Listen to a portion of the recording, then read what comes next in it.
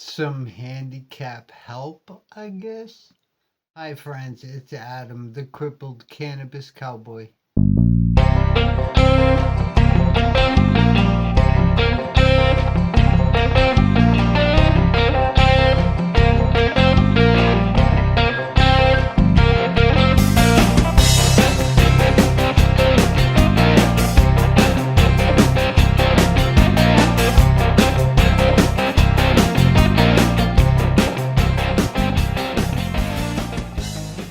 Thanks for watching my video on handicap help.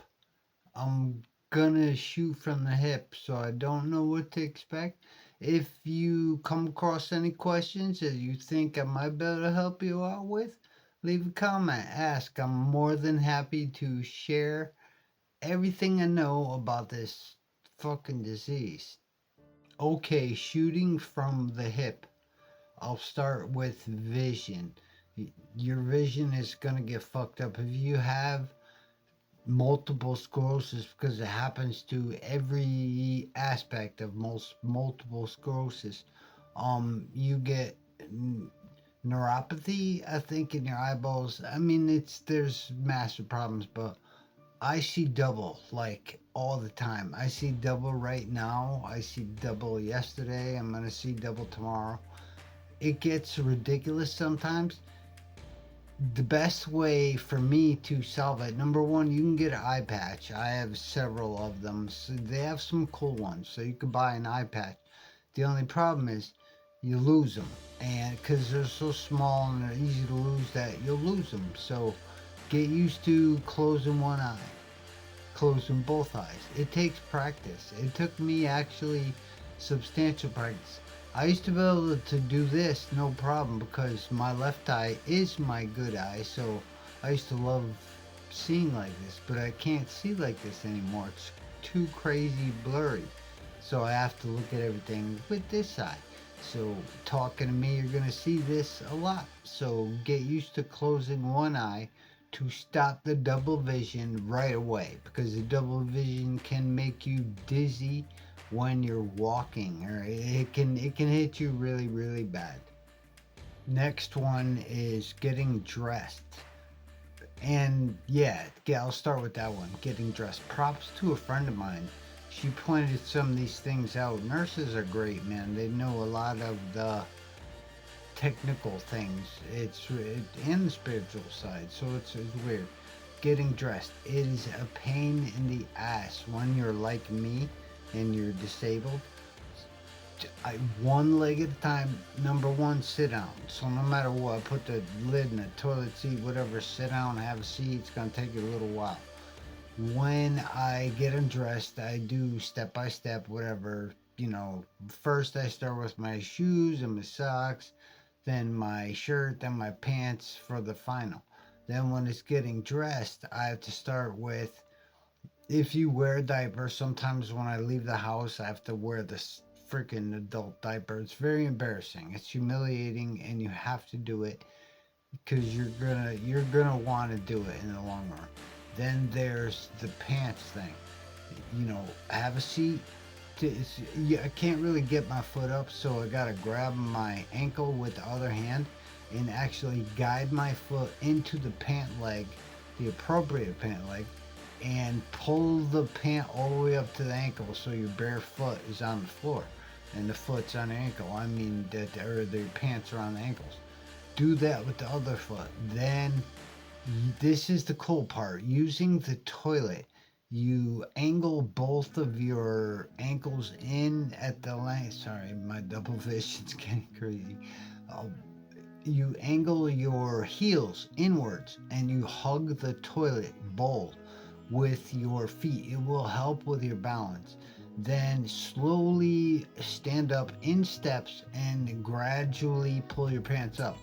Get them to your knees, then get them to your mid thigh, then pull them all the way up, and whatever, button them or whatever.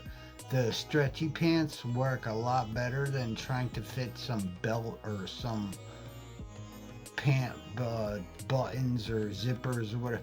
Those are gonna be a pain in the ass. So the stretchy pants are super handy. just keep them buttoned, and you just pull them up. Before that is the sock thing, so it's kind of like the same thing with the putting the pants on. I literally grab my ankle, put one foot up onto the other knee so I could see my foot. Then I take the sock and I fit my thumbs in it, go all the way to the end. I guide the sock onto my toes, so my toes are very tight in the sock. Then I slowly pull up, go around my heel and pull it all the way up or whatever. So when it's on, it's really on. It's not like halfway on. I do that with both feet. Then I put my pants on. That's right. Pull my pants up, put the shirt on, whatever. Then it's the shoes. So then after that, you should be fully dressed. It's really handy with that toilet thing, like hugging the toilet. I know it's nasty, but you gotta get used to it. You hug the toilet with your calves. That's it, your calf muscles. You actually hug the toilet seat with it to help hold your balance while you pull up your pants. That's just something you gotta get used to. Same thing with the shirts, with the t-shirt and the sweatshirts or whatever. Typically, I put one shirt on at a time. I start with the t-shirt, then I go to sweatshirt. Putting the t-shirt on, I mean, it's tough getting the arms up or whatever. Go one arm at a time, and then that's basically what I do. I get one arm in each, and I put it over my head, and I use my body to pull it over my head. I do the same thing with my sweatshirt, whatever.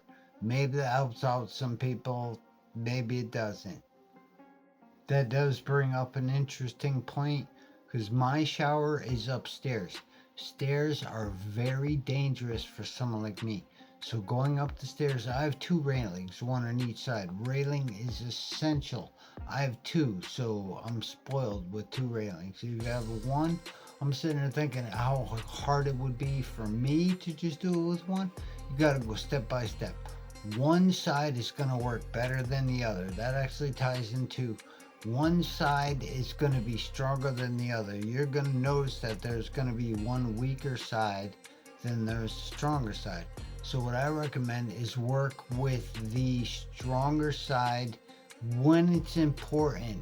When it comes to PT, like physical training, like practice, use your weaker side so there's not so much of a liability or a consequence if you screw up.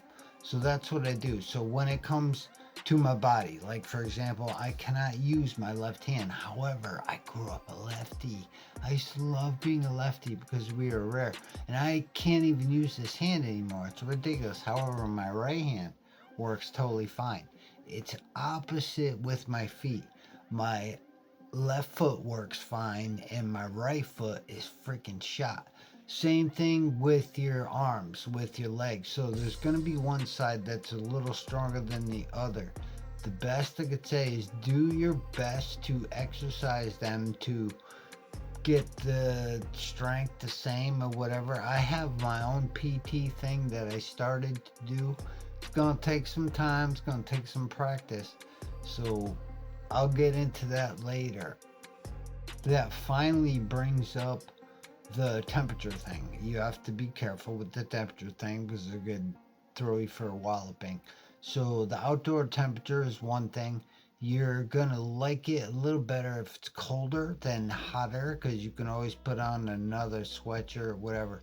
However, when you're eating or drinking, that's when you gotta be careful. The hot stuff isn't so bad. I mean, something's hot, you can like spit it out and holy shit, it's hot, whatever. It hurts, yeah, it stinks. You get used to it. The cold stuff though, that's where you gotta be careful. Like when you're eating ice cream, you're drinking some that has an ice cube. If that ice cream or that ice cube touches your tooth, I can't describe what it feels like. It seriously shuts you down. It's like you go into this instant it's like you're instantly shocked, like you get shocked from an outlet or something.